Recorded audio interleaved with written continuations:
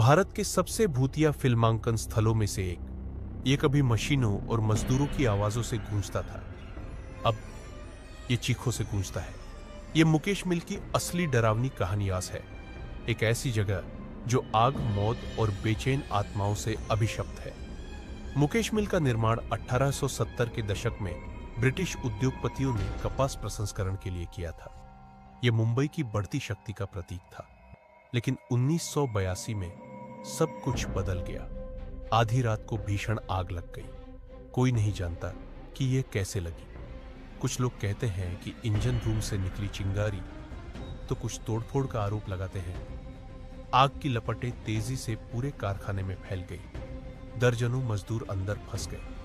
सुबह तक मिल राख में तब्दील हो चुकी थी और लाशें इतनी जली हुई थीं कि पहचानना मुश्किल था। फैक्ट्री हमेशा के लिए बंद हो गई, लेकिन स्थानीय लोगों के लिए यह तो बस शुरुआत थी। सालों बाद फिल्म क्रू ने उस वीरान मिल को शूटिंग लोकेशन के तौर पर इस्तेमाल करना शुरू कर दिया।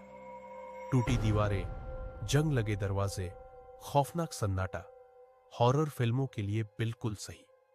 लेकिन जल्द ही अजीबोगरीब घटनाएं शुरू हो गई।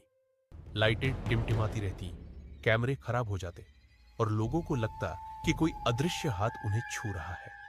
एक अदाकारा ने बताया कि उसने उस कोने के पास एक औरत को रोते हुए सुना जहां आग लगी थी। जब उसने देखा, वहां कोई नहीं था। एक बार एक स्पॉट बॉय 10 मिनट के लिए गायब हो गया। जब उसे ढूंढा गया तो वह कांप रहा था और बस एक ही लाइन दोहरा रहा था, वह अभी भी जल रही है, वह अभी भी जल रही है। 2001 में एक मशहूर बॉलीवुड अभिनेत्री, स्थानीय लोगों का कहना है कि यह एक हॉरर फिल्म की शूटिंग के दौरान हुआ था, को कुछ भयानक अनुभव हुआ। एक रात के सीन के दौरान उसने अचानक अभिनय करना बंद कर दिया और बेकाबू होकर चीखने लगी। उसकी आवाज बदल गई, गहरी, गुस्से से भरी। वह हिंदी में चिल्लाई, यहां से जाओ, ये जगह मेरी है, ये जगह छोड़ दो, ये मेरी है। क्रू के सदस्य उसकी मदद के लिए दौड़े, लेकिन उसने उन्हें असंभव ताकत से धकेल दिया। बाद में वह बेहोश हो गई। जब वह होश में आई तो उसे कुछ भी याद नहीं था और उसने कभी वापस लौटने से इनकार कर दिया।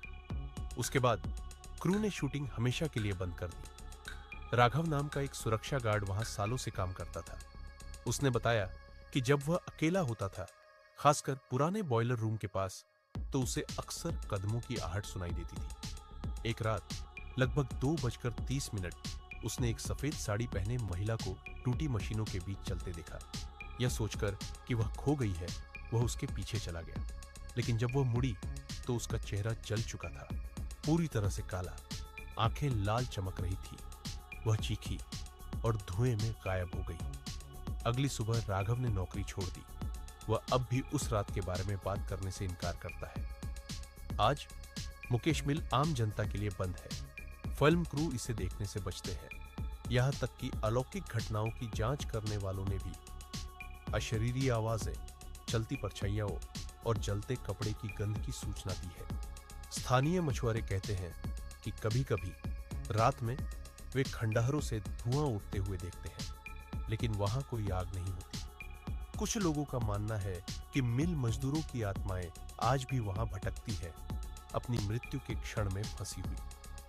आवाज। मुंबई कभी नहीं सोती, लेकिन मुकेश मिल में हवा भी चलने से डरती है। अगर आप कभी कोलाबा जाइए और पुराने दरवाजों के पास टहले, तो आपको एक हल्की फुसफुसाहट सुनाई दे सकती है, या ऐसी आग के धुएं की गंध आ सकती है जो कभी बुझी ही नहीं।